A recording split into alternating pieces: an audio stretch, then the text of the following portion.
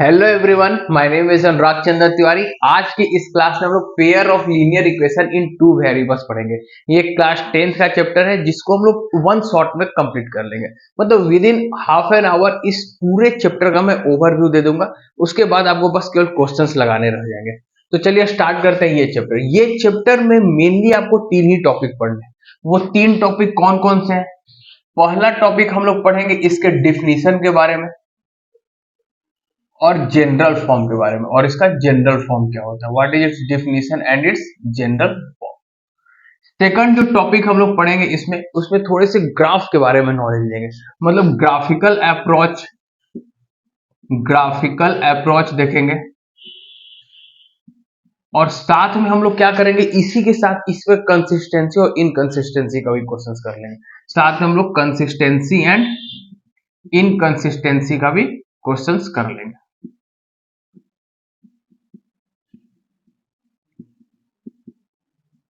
और third topic जो हम लोग पढ़ेंगे इसमें एल्जेब्रिक मेथड पढ़ेंगे। इसमें कौन से मेथड पढ़ेंगे बच्चों? Algebraic method. एल्जेब्रिक मेथड में हम लोग देखेंगे कि लीनियर इक्वेशन को, पेयर ऑफ लीनियर इक्वेशन को कैसे सॉल्व करते हैं। उसमें भी आपको बस दो ही मेथड अब बच गया है, एक सब्स्टिट्यूशन मेथड और elimination method. Cross multiplication method आपका खत्म हो चुका है और रिड्यूसिबल फॉर्म एक बचा हुआ है। वो छोटा सा पार्ट है जिसमें वर्ड प्रॉब्लम नहीं आएंगे, बस उस पर क्वेश्चंस आ सकते हैं, सिंपली इक्वेशन सॉल्व करने आ सकते हैं। तो इसके अंदर दो टॉपिक है। First is your substitution method और second is your elimination method.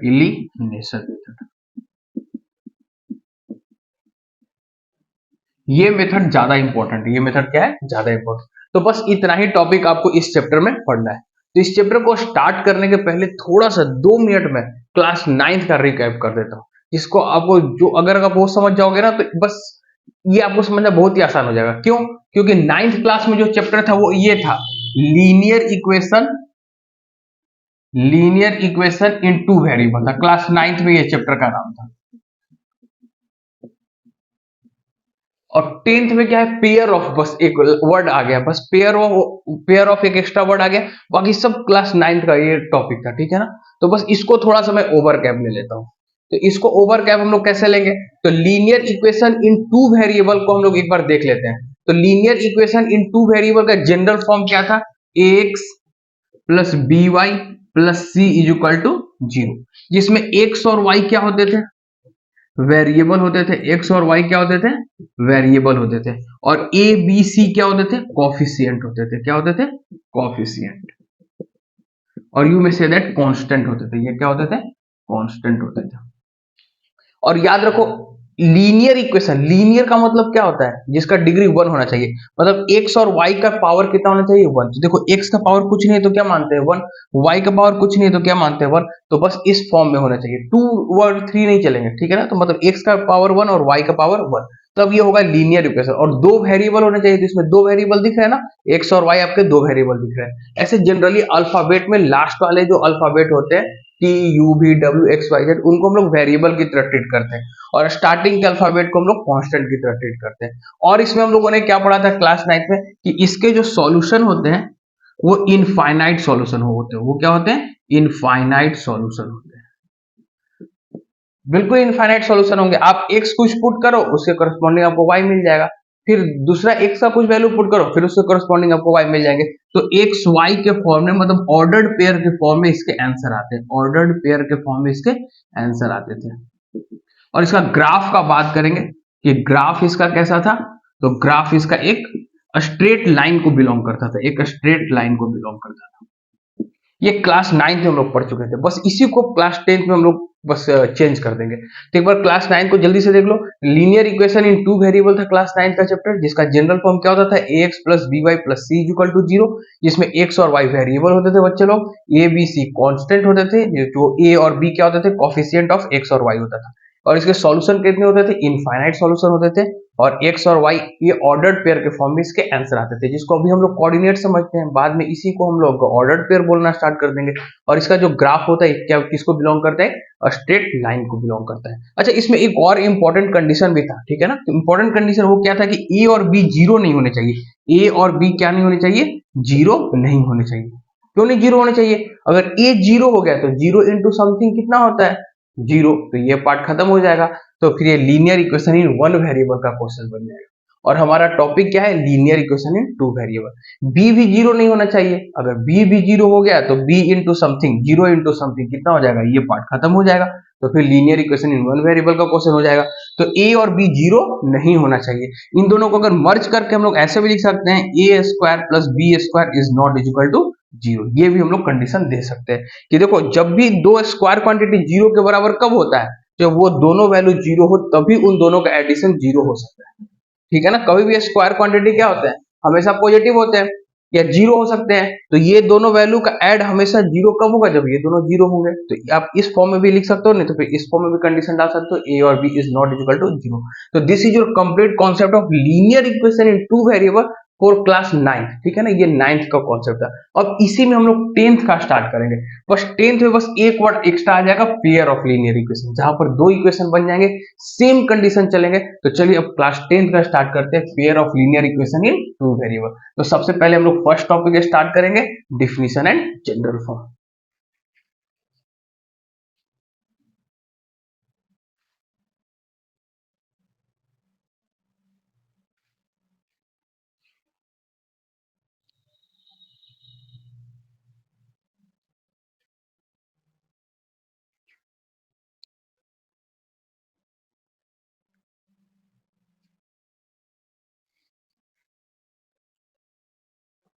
तो चलिए अब हम लोग चैप्टर स्टार्ट करते हैं, pair of linear equation in two variable. तो इसका जनरल फॉर्म क्या होता है, इसका डेफिनेशन क्या होता है? The equation which is in the form, in the form, किस फॉर्म में रहेंगे? a1x plus b1y plus c1 is equal to zero and a2x plus b2y plus c2 is equal to 0 is known as pair of linear equation in two variable। अगर equation इस form में रहेगा तो फिर हम लोग बोलेंगे कि pair of linear equation in two variable है। आप एकदम बिल्कुल आप वर्ड से भी इसके डेफिनेशन को मैच कर सकते हो। पेयर, पेयर मतलब क्या होता है? दो। तो यहाँ पर दो इक्वेशन है। लीनियर, लीनियर मतलब क्या होता है? जिसका डिग्री वन हो। तो एक्स और वाई, एक्स और वाई दोनों जगह पावर कितना है? वन है।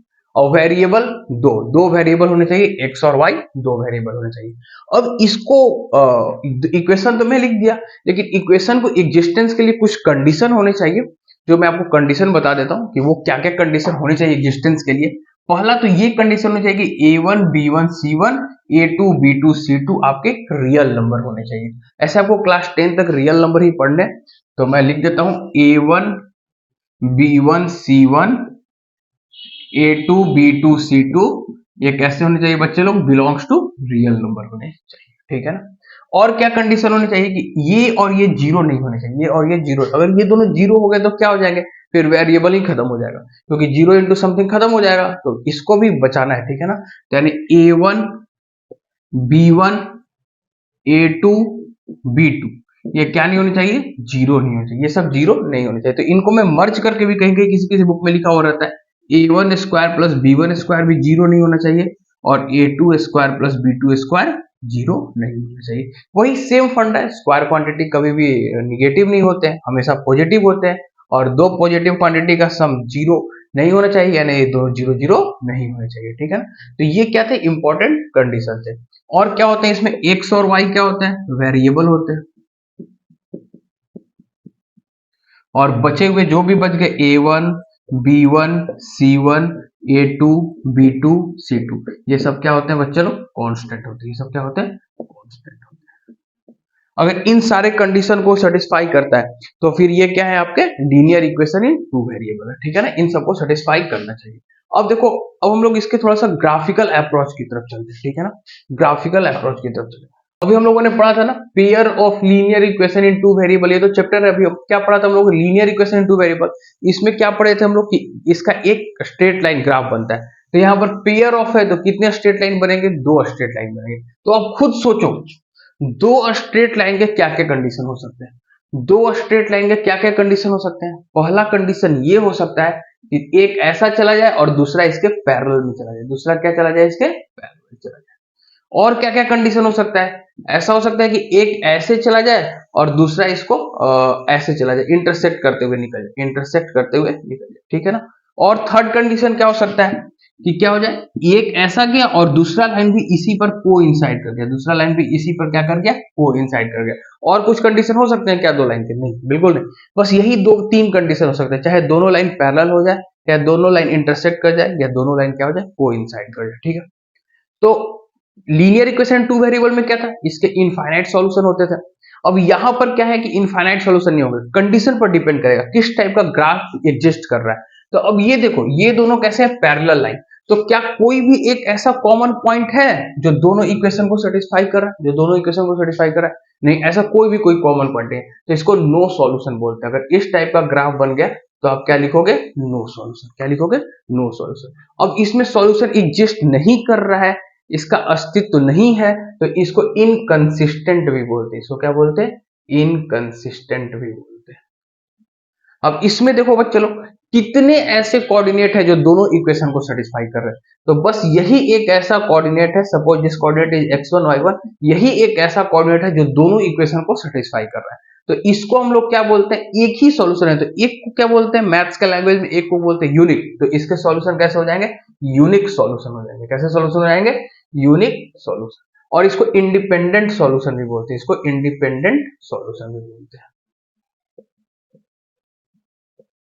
अब थर्ड वाले ग्राफ को देखते हैं। अब बताओ इसमें कितने पॉइंट है जो दोनों इक्वेशन को सेटिस्फाई कर रहे हैं? तो इसमें सारे पॉइंट क्या कर रहे हैं, दोनों इक्वेशन को सेटिस्फाई कर रहे हैं। तो सारे पॉइंट को मैं क्या बोल सकता हूं, चाहे मेनी बोल दो या फिर इनफाइनाइट बोल दो। तो ऐसे को हम लोग क्या बोलते हैं, मेनी सॉल्यूशन, या फिर इनफाइनाइट सॉल्यूशन भी इसको बोला जाता है।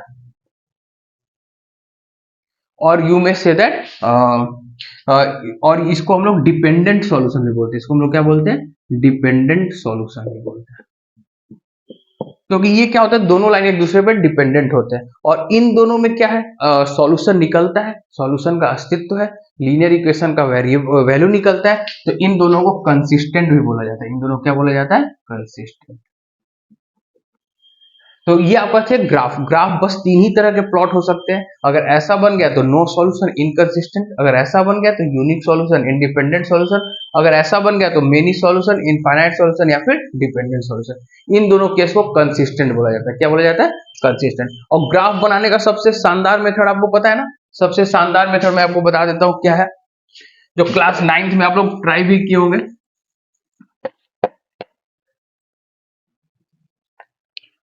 देखो जैसे मान लो कि इक्वेशन आपका इस टाइप का है, a1x plus b1y plus c1 is equal to 0। और दूसरा इक्वेशन क्या है, a2x plus b2y plus c2 is equal to 0। तो मान लो आपको फर्स्ट लाइन का ग्राफ बनाना है, तो पहले फर्स्ट लाइन लिख लो, a1x plus b1y plus c1 is equal to 0। तो ग्राफ बनाने के लिए कम से कम आपको मिनिमम दो कोऑर्डिनेट चाहिए। कितने कोऑर्डिनेट चाहिए, दो कोऑर्डिनेट। तो दो कोऑर्डिनेट लेने का सबसे शानदार तरीका क्या होता है कि एक बार x जीरो ले लो, एक बार y जीरो ले लो। एक बार आप x जीरो ले लीजिए, एक बार आप y जीरो ले लीजिए। तो जैसे आप x जीरो लोगे तो ये पार्ट खत्म, तो यहां से आप y निकाल लीजिए, यहां से आप क्या कर लीजिए, y निकाल लीजिए। तो y की वैल्यू कितना हो जाएगा, माइनस C1 अपॉन B1। तो माइनस C1 अपॉन B1, ठीक है ना। ये मैं जनरल फॉर्म पे बता दे रहा हूँ।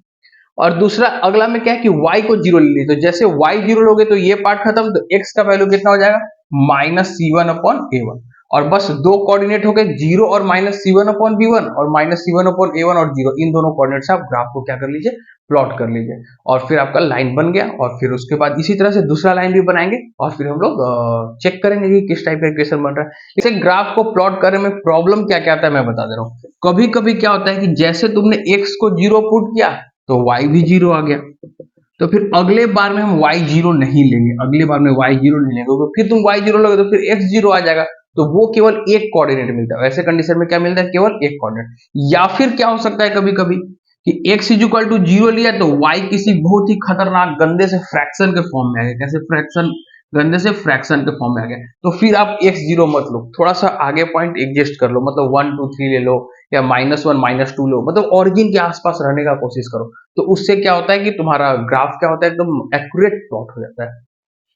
और थर्ड कंडीशन ऐसे भी देख लेना लीजिए कि कभी क्या होता है कि जैसे x की जगह पे जीरो लिए तो y का वैल्यू बहुत बड़ा आ गया, 100 आ गया। तो फिर वहां पर क्या कर सकते हैं आप, ऐसे एक बगल में आप ग्राफ में लिख देना कि let 20 unit is equal to 1 division. उसके बाद फिर आप 20 40 60 80 ऐसे करके आप ग्राफ प्लॉट कर दीजिए, वाई में भी उसी अकॉर्डिंग प्लॉट कर दीजिए, फिर आपका ग्राफ आसानी से बन जाएगा। नहीं तो फिर ऐसे आप 100 तक तो प्लॉट करना बहुत ही मुश्किल है। तो अब चलो इस पे बेस्ड हम लोग एक क्वेश्चन करते हैं।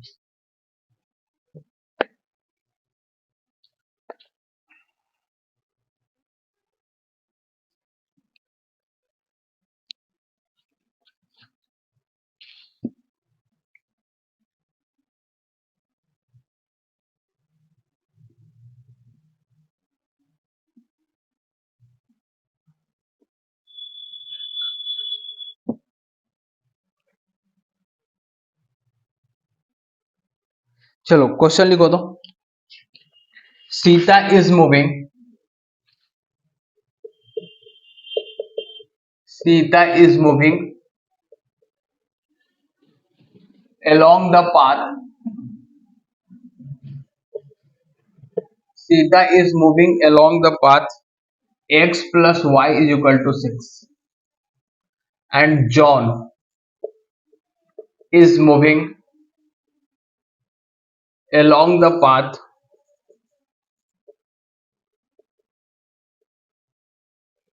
2x plus 2y is equal to 12. Represent the situation. Represent this situation graphically. इस सिचुएशन को आपको ग्राफिकली रिप्रेजेंट करना है।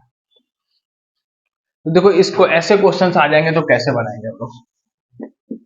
पहला इक्वेशन क्या है आपका, x plus Y is equal to 6, x plus Y is equal to 6। Sita क्या कर रही है, इस इक्वेशन को फॉलो कर रही है, x plus Y is equal to 6।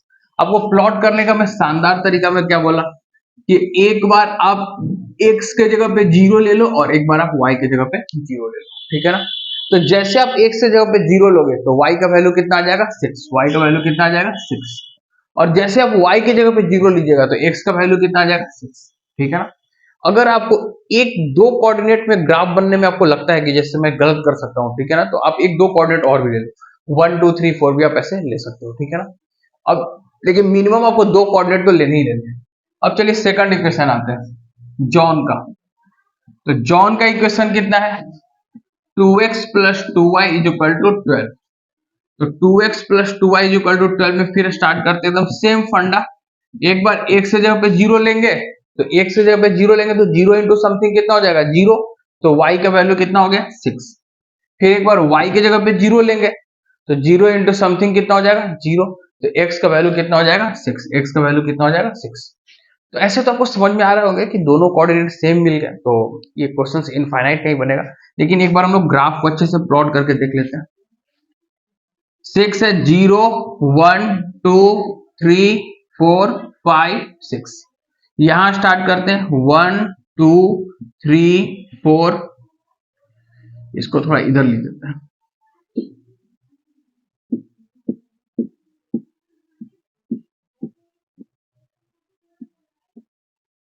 इसको इधर लिख देंगे तो 4 है, इधर 5, इधर 6।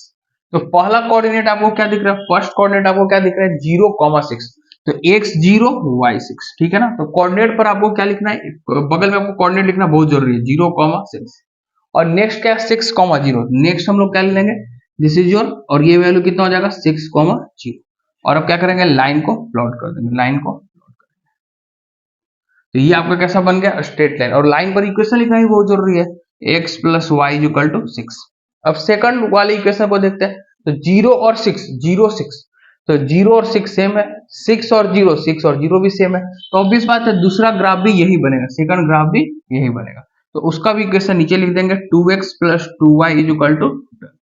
तो अब ये ग्राफ कैसा बन गया, कोइंसाइड वाले केस बन गए। तो हम लोग इसको लिख सकते हैं कि इस ग्राफिकल को हम लोग बनाकर हम लोग एनालाइज कर सकते हैं कि ग्राफ कैसा बन गया, कि both lines coincide to each other, coincide to each other। ऐसे कंडीशन को हम लोग क्या बोलते हैं, infinite solution, infinite solution, infinite solution. Infinite solution के और भी नाम है, डिपेंडेंट सॉल्यूशन भी बोलते हैं, इनकंसिस्टेंट भी बोलते हैं। कभी कभी क्वेश्चंस में ऐसे भी आ जाता है कि कंसिस्टेंटी और इनकंसिस्टेंसी का चेक कीजिए, तो ये कैसा बन गया, ये कंसिस्टेंट बन गया। ये कैसा बन गया, कंसिस्टेंट, क्योंकि इसमें सॉल्यूशंस निकल रहे हैं, बहुत सारे सॉल्यूशन निकल रहे हैं। तो ये एक इस पे काफी आसान क्वेश्चन था ग्राफिकल अप्रोच पे। अब इसके बाद हम लोग एल्जेब्रिक मेथड पे चलते हैं, ठीक है। करेंगे एल्जेब्रिक मेथड स्टार्ट करेंगे। तो एल्जेब्रिक मेथड स्टार्ट करते हैं हम लोग। बहुत सारे एल्जेब्रिक मेथड हैं जो इस इक्वेशन को सॉल्व करते हैं, ठीक है ना। तो फर्स्ट मेथड क्या है आपके पास, फर्स्ट मेथड है आपका सब्स्टिट्यूशन मेथड।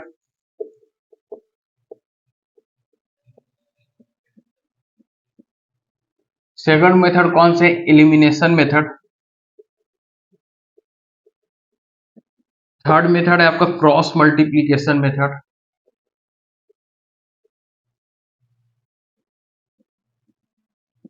और इसी का एक एडवांस फॉर्म है, इसी का एडवांस फॉर्म है रिड्यूसिबल फॉर्म। कौन से मेथड से करते हैं, रिड्यूसिबल फॉर्म, ठीक है ना। और भी मेथड है, डिटर्मिनेंट से भी इक्वेशन को सॉल्व करते हैं, तो वो भी आप लोग को नहीं समझना है। और भी है, लास्ट में हम लोग एक वर्ड प्रॉब्लम पढ़ते हैं, लास्ट में हम लोग क्या पढ़ेंगे, वर्ड प्रॉब्लम पढ़ेंगे। इतने सारे टॉपिक्स आपके इस चैप्टर में और है। तो मेन आपको पढ़ना है सब्स्टिट्यूशन और एलिमिनेशन, ये पार्ट खत्म हो गया। और इस पर केवल आपको इक्वेशन सॉल्व करना सीखना है, इस पर बस केवल आपको इक्वेशन सॉल्व करना सीखना है। इस पर आपके वर्ड प्रॉब्लम नहीं आएंगे, इस पर आपके वर्ड प्रॉब्लम नहीं, बाकी आपको वर्ड प्रॉब्लम जो भी आएंगे इन दोनों पर आएंगे, ठीक है ना। तो एक एक करके हम लोग मेथड स्टार्ट करते हैं। तो फर्स्ट मेथड हमारा स्टार्ट होता है substitution method. First method is our substitution method.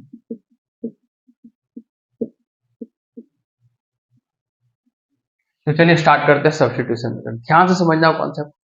आपको क्या रहेंगे, दो इक्वेशन दिए हुए रहेंगे। Suppose two equation are a1x plus b1y plus c1 is equal to 0 and a2x plus b2y plus c2 is equal to 0। अब देखो नाम से ही पता चल रहा है सब्स्टिट्यूशन मतलब कुछ आपको सब्स्टिट्यूट करना है। एक इक्वेशन का x या y या फाइंड आउट करो और दूसरे इक्वेशन में सब्स्टिट्यूट कर दो। और कौन से इक्वेशन का लो, जो सबसे सरल इक्वेशन दिख रहा है। सरल इक्वेशन कहने का मतलब क्या है कि जिसमें x और y के कोफिशिएंट बहुत ही छोटे वैल्यू है, बहुत ही छोटे वैल्यू है। तो मैं लेट सपोज करता हूं कि फर्स्ट ही इक्वेशन क्या है आपका, छोटा इक्वेशन। तो फर्स्ट इक्वेशन आपका क्या है, a1x plus b1y plus c1 is equal to 0। इस इक्वेशन को मैं 1 मान लूंगा, इस इक्वेशन को मैं क्या मान लूंगा, 2। तो फर्स्ट इक्वेशन से हम लोग चाहे आप x को अलग कर दो या y को अलग कर दो। तो चलो मैं x को ही अलग करता हूं। तो a1x इज इक्वल टू क्या हो जाएगा, सारे पार्ट को मैं उधर किया तो b1y माइनस c1। तो x की वैल्यू क्या हो जाएगी, minus b1 upon a1y minus c1 upon a1। आप चाहो तो y के भी फॉर्म में निकाल सकते हो, कोई दिक्कत नहीं। अब यहां पर इसको इक्वेशन नंबर थर्ड मान लिए। अब थर्ड को उठाकर सेकंड में पुट करेंगे, क्योंकि ये हमारा क्या है, फर्स्ट इक्वेशन चल रहा है। अब इसको उठा के फर्स्ट में नहीं पुट करना है, फर्स्ट में पुट करोगे तो इक्वेशन खत्म हो जाएगा। इसको उठाकर जिस सेकंड में पुट करेंगे, किसे पुट करेंगे, सेकंड में। तो सेकंड में जहां जहां x है वहां वहां ये पुट कर देंगे। तो पुटिंग थर्ड इनटू थर्ड को 2 में पुट करेंगे तो क्या हो जाएगा, a2x, x का वैल्यू क्या है बच्चे लोग, minus b1 upon a1y minus c1 upon a1, ठीक है। तो ये x में पुट कर दिया, plus b2y plus c2 is equal to 0। अब इसको सॉल्व करते करते हम लोग y का वैल्यू निकालेंगे। सपोज y का वैल्यू k1 आ गया, y का वैल्यू कितना आ गया, k1। अब ये क्या हो गया, linear equation in one variable का क्वेश्चन बन गया, केवल इसमें y एक वेरिएबल बचा हुआ है। तो आप क्या कर सकते हो, यहाँ से y का वैल्यू निकाल सकते हो। सपोज y का वैल्यू k1 आ गया, अब इस इक्वेशन को उठाकर थर्ड में पुट कर दो, y की जगह पे k1 पुट कर दो। तो जैसे इसकी वैल्यू मैं यहाँ पर पुट करूंगा तो सपोज x का वैल्यू क्या आ गया, k2 आ गया, क्या आ गया, k2। तो आपका आंसर क्या बन जाएगा, k2 k1, k2 k1। This is your ordered pair या फिर कोऑर्डिनेट बोल सकते हैं, जो इस इक्वेशन को क्या करेगा, सेटिस्फाई करेगा। यही कॉन्सेप्ट है। अब इस पे बेस्ड हम लोग एक क्वेश्चंस कर लेते हैं।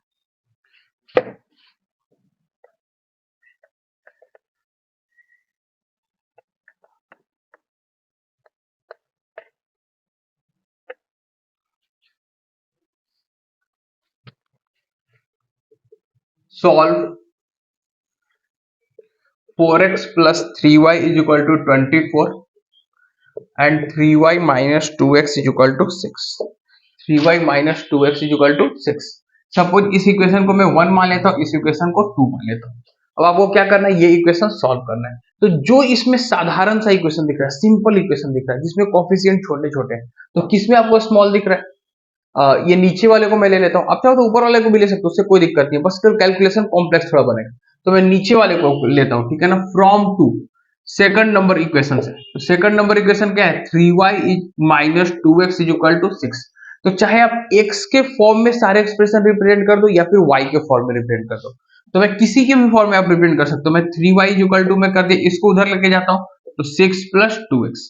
तो y इक्वल टू क्या हो जाएगा, 3 डिनोमिनेटर में जाएगा, तो 3 इसमें भी डिवाइड हो जाएगा, इसमें भी डिवाइड हो जाएगा। तो ये 6/3 कितना बन जाएगा, 2, और ये कितना बन जाएगा, 2/3x। ये इक्वेशन नंबर में थर्ड मान लिया, ये इक्वेशन नंबर क्या मान लिया, थर्ड। अब थर्ड को पुटिंग थर्ड।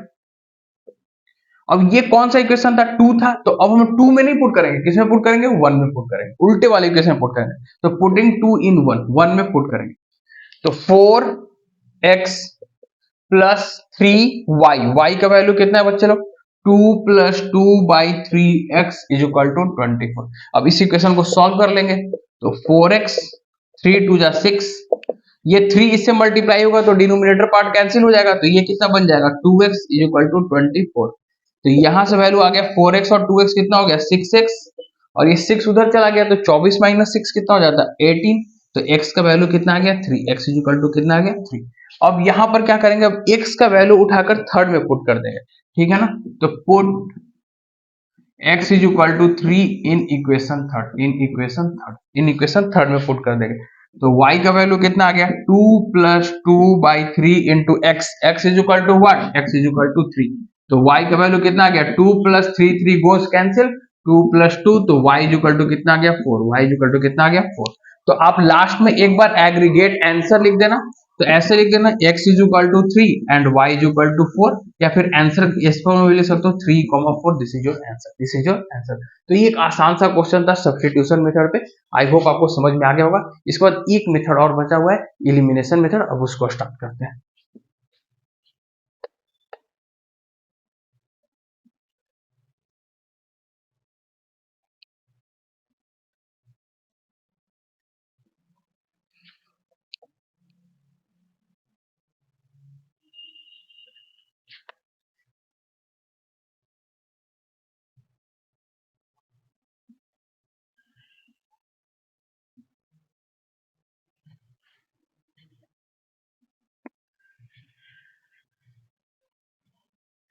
अब देखिए, अब एक लास्ट मेथड है आपका एलिमिनेशन मेथड, इसको समझते हैं।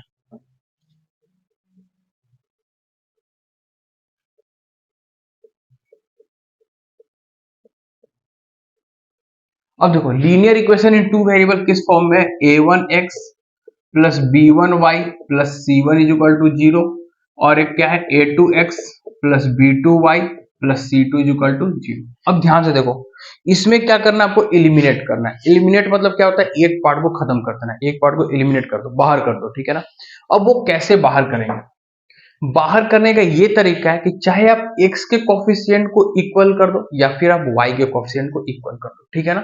चाहे, ध्यान से सुनो आप, चाहे आप x के कोफिशिएंट को इक्वल करो या फिर y के कोफिशिएंट को इक्वल करो, तो इन दोनों को इक्वल कैसे करेंगे, a1 और a2 का एलसीएम ले लेंगे। अगर x का कोफिशिएंट कोई एक करना है, अगर आप x का कोफिशिएंट को इक्वल करने की कोशिश करो, तो a1 और a2 का क्या कर दो, आप एलसीएम ले लो, क्या कर दो, आप एलसीएम ले लो। अगर आप y के कोफिशिएंट को इक्वल करना चाहते हो, तो b1 और b2 का क्या कर दो, आप एलसीएम ले लो, b1 और b2 का आप क्या कर दो, एलसीएम ले लो। और एलसीएम लेने के बाद ऐसे नंबर से मल्टीप्लाइड करो दोनों में कि दोनों क्या हो जाए, एलसीएम वैल्यू के बराबर हो जाए।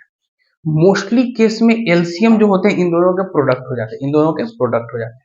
जैसे मान लो कि ये 3 रहा, ये 5 रहा, तो इन दोनों का एलसीएम क्या हो जाएगा, 15। तो 15 क्या है, 3 इंटू 5, 3 इंटू 5। तो मैं मान लो कि सपोज आपको मन किया कि नहीं, मैं x का कोफिशिएंट, जैसे मैं मान लो कि x के कोफिशिएंट को इक्वल कर रहा हूं, और मान लो कि एलसीएम कितना आ गया, a1 a2 आ गया, दोनों का प्रोडक्ट आ गया। तो अब इसका टारगेट क्या है कि x का कोफिशिएंट a1 a2 करना है। तो a1 a2 इसको कैसे करेंगे, पूरे इक्वेशन में a2 से मल्टीप्लाई करना है। एक बार मैं लिख के आपको समझा देता हूँ, क्योंकि कॉन्सेप्ट आपका बहुत ही तगड़ा रहना चाहिए, तब इस पे क्वेश्चंस बनेंगे, और ये सबसे इंपॉर्टेंट मेथड है। जैसे मान लो कि x का कोफिशिएंट इक्वल करना है, ठीक है ना, तो अब कुछ ज्यादा दिमाग मत लगाओ। इस नीचे वाला कोएफिशिएंट क्या है a2, तो इस पूरे इक्वेशन में a2 से मल्टीप्लाई कर दो, और ऊपर वाले में x का कोएफिशिएंट क्या है a1, तो नीचे वाले इक्वेशन में a1 से मल्टीप्लाई करो, ठीक है ना। ऐसे अगर एलसीएम कुछ स्मॉलेस्ट फॉर्म में आ जाए तो वो ज्यादा अच्छा है, लेकिन नहीं अगर नहीं आया तो आप क्या कर दीजिए, दोनों कोएफिशिएंट को अपोजिट मल्टीप्लाई कीजिए, और जैसे आप मल्टीप्लाई करोगे तो ये वैल्यू कितना हो जाएगा a1 a2 x, ये वैल्यू हो जाएगा b1 a2 y, और ये वैल्यू कितना हो जाएगा a2 c1, और 0 इंटू a2 कितना हो जाता है 0, और जैसे आप a1 से मल्टीप्लाई करोगे इसमें तो a1 a2 x plus a1 b2 y plus a1 c2 is equal to 0। ये आपका क्या हो गया, दो इक्वेशन। अब इन दोनों इक्वेशन में ये देखो, x का साइन, जो x कोफिशिएंट का साइन अगर सेम रहा तो हम सब्ट्रैक्ट कर देंगे, अगर सेम रहा तो हम क्या कर देंगे सब्ट्रैक्ट, और अपोजिट रहा तो हम लोग क्या कर देंगे ऐड कर देंगे, और हम लोग क्या कर देंगे ऐड। यही मेथड है। तो फिर ये x पार्ट कैंसिल हो जाएगा, फिर आप सिंपली y निकाल लोगे, और फिर y को किसी भी इक्वेशन में पुट कर देना तो वहां से आपका x निकल जाएगा। अगर सेम इसमें देख लो, अगर आपको मन है कि नहीं मैं कोफिशिएंट y का बराबर करना चाहता हूँ, तो y के लिए क्या करोगे, फर्स्ट इक्वेशन है a1x plus b1y plus c1 is equal to 0, और a2x plus b2y plus c2 is equal to 0। अगर मान लो कि y का कोफिशिएंट इक्वल करना है, तो y का कोफिशिएंट यहाँ b1 है और नीचे क्या है b2, तो ऊपर वाले में आप b2 से मल्टीप्लाई कीजिए, ऊपर b1 है तो नीचे वाले में आप b1 से मल्टीप्लाई कीजिए, मतलब अपोजिट से करना है, इसका b2 ऊपर इसका b1 नीचे। तो जैसे करेंगे तो ये वैल्यू कितना हो जाएगा a1 b2x plus b1 b2y plus c1 b2 is equal to 0। जैसे आप b1 से मल्टीप्लाई करोगे तो you will get a2 b1x plus b1 b2y plus c2 b1 is equal to 0। और सेम फंडा, अगर साइन सेम है, अब इनका कोफिशिएंट का साइन देखेंगे, अगर साइन सेम है तो सब्ट्रैक्ट कर देंगे, अगर साइन अपोजिट है तो क्या कर देंगे ऐड, बस अब इक्वेशन क्या हो जाएगा सॉल्व हो जाएगा, ठीक है ना। ऐसे आप जनरली और x और y में भी कैसे सेलेक्ट करोगे, जिसका कोफिशिएंट स्मॉल वैल्यू रहेंगे, जिसका कोफिशिएंट बहुत ही छोटे वैल्यू रहेंगे 1 2 के आसपास रहेंगे, उनका आप कोफिशिएंट इक्वल करने का कोशिश करना, वहां पर कैलकुलेशन क्या हो जाते हैं आसान बन जाते हैं। अब इसमें बेस्ट हम लोग एक क्वेश्चन करते हैं।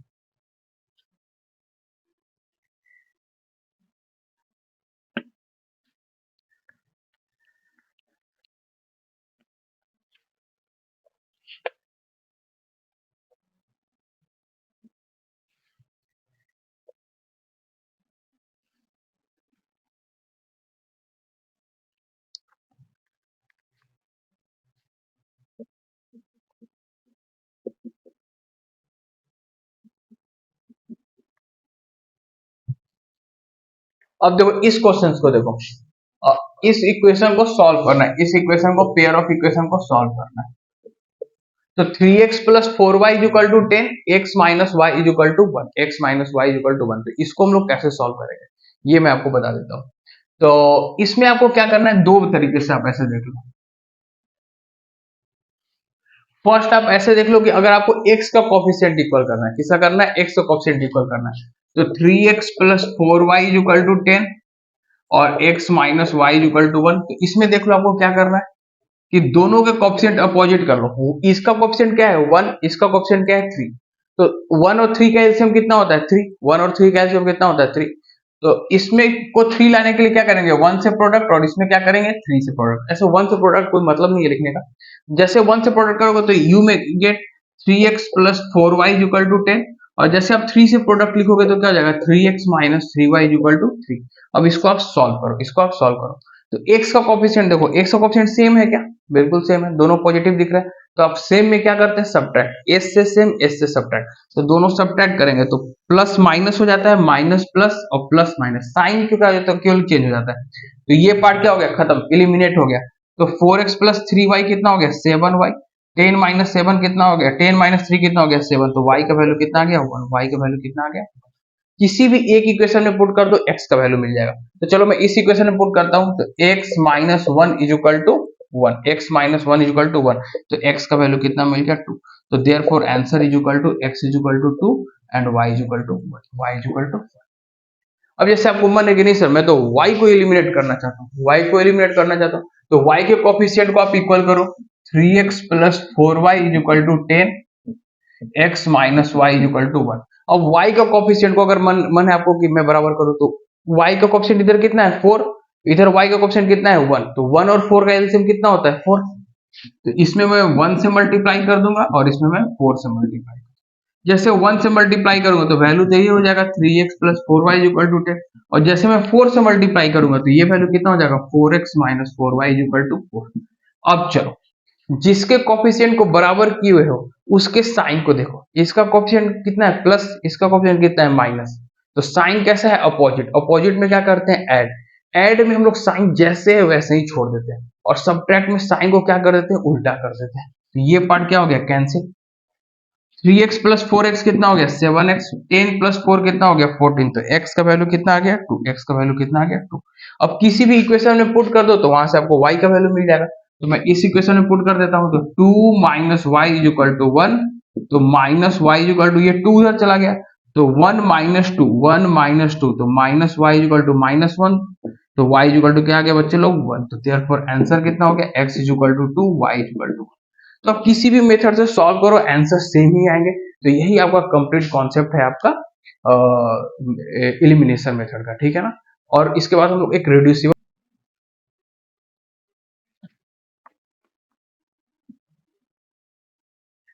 चलो इसके बाद हम लोग स्टार्ट करते हैं रिड्यूसिबल फॉर्म। देखो रिड्यूसिबल फॉर्म का कोई वैसा कोई थ्योरी नहीं है, डायरेक्ट हम लोग क्वेश्चन समझेंगे, ठीक है ना।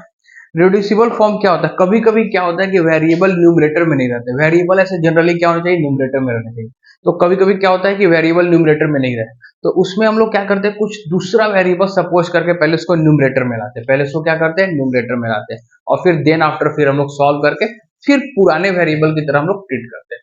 तो डायरेक्ट हम लोग जैसे क्वेश्चंस में एक समझेंगे, तो क्वेश्चंस लिखिए solve 2 upon root X plus 3 upon root Y is equal to 2 and 4 upon root X minus 9 upon root Y is equal to minus 1। अब इस इक्वेशन को आपको सॉल्व करना है। तो आप यहाँ पर देख रहे होगे एक्स और वाई वेरिएबल क्या है डिनोमिनेटर में है, वो भी रूट में, वो भी क्या है रूट में। तो इसको डायरेक्ट सॉल्व करना बहुत ही ज्यादा टफ मेथड है। तो हम लोग क्या करते हैं ऐसे क्वेश्चन में पहले इसको न्यूमरेटर में लाने की कोशिश करते हैं। तो न्यूमरेटर में क्या करेंगे, इसको सपोज करेंगे लेट 1 अपॉन रूट एक्स को हम लोग क्या मान लेंगे यू, 1 अपॉन रूट एक्स को क्या मान लेंगे यू, और 1 अपॉन रूट वाई को क्या मान लेंगे v। ऐसा मानने से क्या होता है कि 1 अपॉन रूट एक्स वाला पार्ट क्या हो गया u, तो u न्यूमरेटर में हो गया। तो इस इक्वेशन को अब हम लोग कैसे लिख सकते हैं 2 1 अपॉन रूट एक्स u हो गया, तो u plus 3 into V is equal to, फिर ये हो गया 1 अपॉन रूट एक्स यू, तो 4u minus 9v is equal to minus 1, ये ऐसा हो गया, ठीक है ना। अब आप कोई भी मेथड लगा लो, सब्स्टिट्यूशन मेथड लगा लो, एलिमिनेशन मेथड लगा लो, कोई दिक्कत नहीं है, ठीक है ना। तो जैसे आप देखो जैसे आपको मन कर रहा है कि चलो मैं एलिमिनेशन मेथड लगा देता हूँ, तो एलिमिनेशन मेथड लगाता हूँ v पर लगाता हूँ, तो v के कोफिशिएंट को बराबर करता हूँ, यहाँ 3 और यहाँ 9 है, तो 3 और 9 का एलसीएम कितना होता है 9, तो इसको 9 बनाने की कोशिश करो, तो इसको 9 बनाने के लिए क्या करेंगे 3 से मल्टीप्लाई करेंगे, और इसको 9 बनाने के लिए छोड़ देंगे, या फिर आप 1 से मल्टीप्लाई कर सकते हो, ठीक है ना। तो दोनों बात एक ही है। तो जैसे आप 3 से मल्टीप्लाई करोगे तो ये वैल्यू कितना हो जाएगा 6u plus 9v is equal to 6, और इस वैल्यू को मैं एज इट इज छोड़ देता हूँ 4u minus 9v is equal to minus 1। आप चेक कर लो एक बार आराम से, 6 इसमें मैंने 3 से मल्टीप्लाई किया और इसको मैंने एज इट इज छोड़ दिया।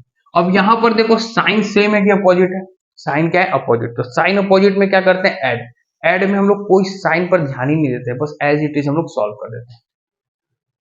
ये पार्ट तो हो गया कैंसिल, तो इसको सॉल्व करते हैं तो 6u प्लस 10 कितना हो जाएगा 10u, और ये कितना हो जाएगा 5, तो u का वैल्यू कितना हो गया 1/2, u का वैल्यू कितना हो गया 1/2। अब यहां से क्या करेंगे हम लोग v निकालेंगे, क्या करेंगे v, तो v कैसे निकालेंगे, तो u कहीं भी आप पुट कर दीजिए किसी भी क्वेश्चन में, तो फर्स्ट क्वेश्चन में पुट कर देता हूं, तो 4u का वैल्यू कितना है 1/2 minus 9v is equal to minus 1, क्योंकि मेरा टारगेट क्या है v निकालना, तो 4 इंटू u का वैल्यू क्या है 1/2 minus 9v is equal to minus 1।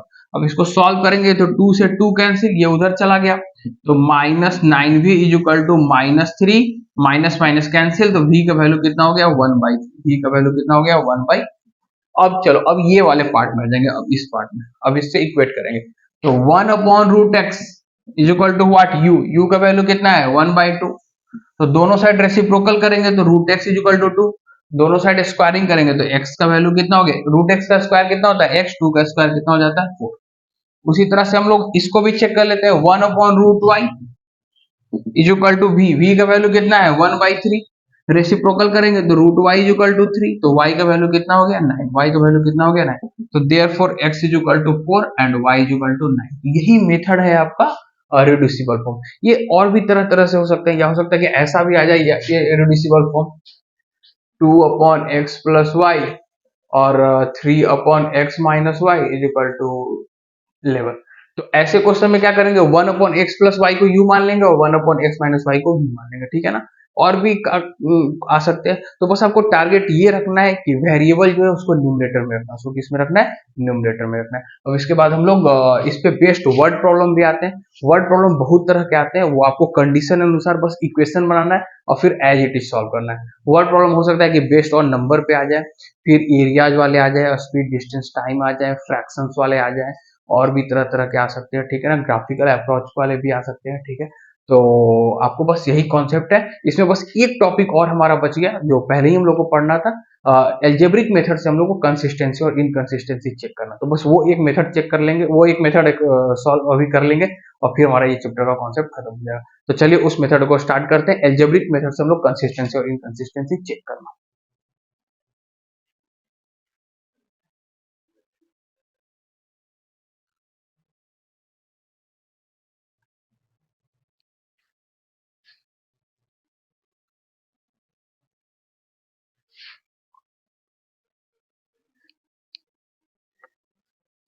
चलिए अब हम लोग एक लास्ट मेथड स्टार्ट करेंगे, एल्जेब्रिक मेथड, जिससे हम लोग कंसिस्टेंसी और इनकंसिस्टेंसी चेक करेंगे।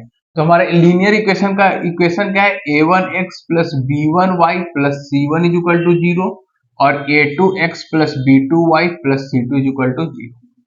अगर आपका ये इक्वेशन इस फॉर्म में दिया हुआ है तो अच्छी बात है, अगर नहीं दिया हुआ है तो पहले आप इसको जनरल फॉर्म में चेंज करो।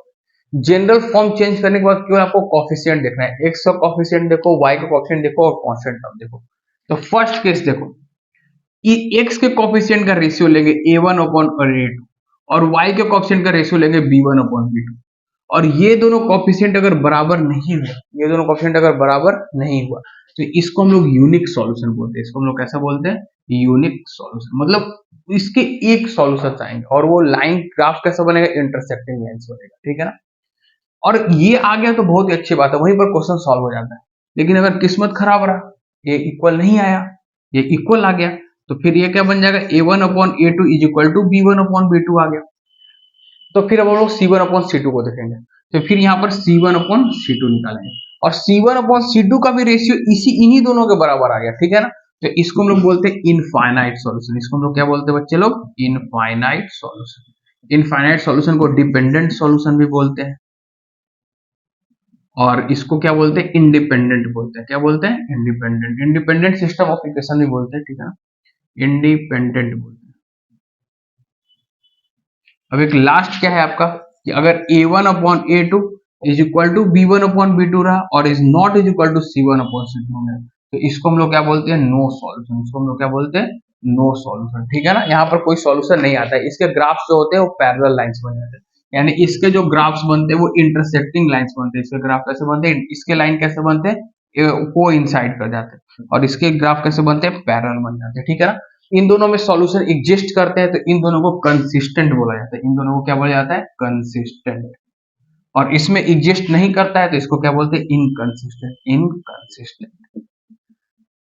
इसमें दो तरह के क्वेश्चंस आएंगे। एक तो ऐसे क्वेश्चंस आएंगे कि चेक करो कंसिस्टेंट है कि इनकंसिस्टेंट है, या फिर एक ऐसे आ सकते हैं कि दिया हुआ रहेगा कि चलो ये यूनिक सॉल्यूशन है या इनफाइनाइट सॉल्यूशन है या नो सॉल्यूशन, ये दिया हुआ रहेगा, गिवन रहेगा, और कोई एक कोएफिशिएंट में k दे देगा या a दे देगा और बोलेगा उसका वैल्यू फाइंड आउट करो। बस यही दो टाइप के क्वेश्चंस आते हैं। तो एक क्वेश्चन हम लोग करके चेक कर लेते हैं।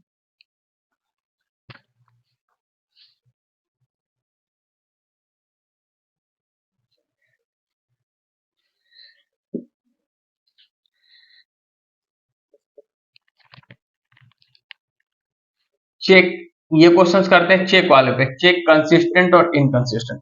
क्वेश्चंस दिया हुआ है 3x plus 2y is equal to 5, 2x minus 3y is equal to 7, 2x minus 3y is equal to 7, और वो चेक करना है कि कंसिस्टेंट है कि इनकंसिस्टेंट है। तो आप चेक कीजिए, तो पहले इसको आप जनरल फॉर्म में चेंज कर दो। तो जनरल फॉर्म क्या होता है, ये होता है। तो पहले जनरल फॉर्म में चेंज करके कितना हो जाएगा, 3x plus 2y minus 5 is equal to 0, और ये कितना हो जाएगा 2x minus 3y minus 7 is equal to 0। तो x का कोएफिशिएंट देखेंगे तो इधर a का कोएफिशिएंट 3 है, इधर x का कोएफिशिएंट क्या है 2। तो a1 अपॉन a2 का वैल्यू कितना आ गया 3y2। अब फिर y का कोएफिशिएंट को चेक करते हैं। तो y का कोएफिशिएंट क्या है, इधर 2 है, इधर -3 है। तो b1 अपॉन b2 का रेशियो कितना आ गया 2 अपॉन -3, 2 अपॉन -3। तो एक बार देखो ये दोनों बराबर है कि नहीं। तो हम लोग क्या लिख देंगे, 3/2 इज नॉट इक्वल टू -2/3। तो जब ये a1 upon a2 b1 upon b2 के बराबर नहीं होते हैं तो इसको हम लोग क्या बोलते हैं, यूनिक सॉल्यूशन। कैसा बोलते हैं, यूनिक सॉल्यूशन। यूनिक सॉल्यूशन को हम लोग क्या बोलते हैं, कंसिस्टेंसी बोलते हैं। क्या बोल देंगे, कंसिस्टेंसी। तो इसके जो सॉल्यूशन आ रहे हैं वो कंसिस्टेंट आ रहे हैं। कभी कभी क्या देगा कि चलो इसी में कुछ भी लिख देगा, जैसे 2 की जगह पे k लिख देगा, बोलेगा कि ये यूनिक सॉल्यूशन है। तो बस यहाँ से आपको इक्वेट करके k का वैल्यू निकाल देंगे। और this is your complete concept of pair of linear equation in two variable. आप लोग आराम से एनसीईआरटी बना लो, काफी एनसीईआरटी, इसके एनसीईआरटी काफी अच्छे दिए हुए हैं। तो अच्छे से तैयारी करते रहिए। आज के क्लास में इतना ही। Thank you so much.